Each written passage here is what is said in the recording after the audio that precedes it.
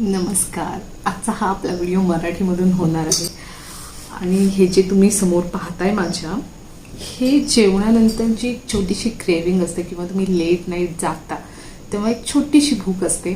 त्या भुकेसाठी केलेला जुगाड आहे. हे काही कष्ट नाही करायचे, एक कुकिंग नाही करायचं, एक स्पेसिफिक हा छोटासा बोल. तो छोटा नाही आहे ॲक्च्युली, मी डिनर नाही केलं म्हणून हा थोडासा मोठा आहे. तर हा बोल पाहून मला माझ्या कॉलेजच्या दिवसाची आठवण आली.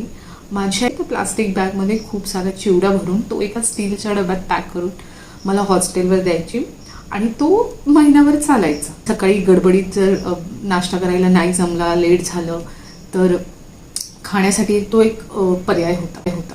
आणि घरातून जाताना ना आम्ही कांदे न्यायचो आणि एक चाकू आणि एक डिश वगैरे घेऊन जायचो.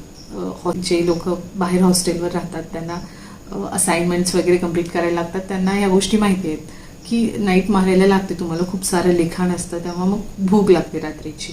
तेव्हा काही टोमॅटो वगैरे, कोथिंबीर हे सगळं स्टोअर करायला ऑप्शन नव्हतं हॉस्टेलवर. तर आम्ही फक्त कांदे ठेवायचो आणि तो चिवडा घ्यायचा आणि त्याच्यात ती मस्त बारीक तो कांदा चिरून टाकायचा आणि त्याच्यावर केचप टाकायचो. ऐकायला वियर्ड वाटेल पण ते खूप छान टेस्ट करायचं. आणि तेव्हा ऑप्शन नसतो ना, तुम्हाला काहीतरी जुगाड तुम्हाला स्वतःला करायला लागतो आणि भारीच वाटायचं. मग ते इतकं छान वाटायचं खायला.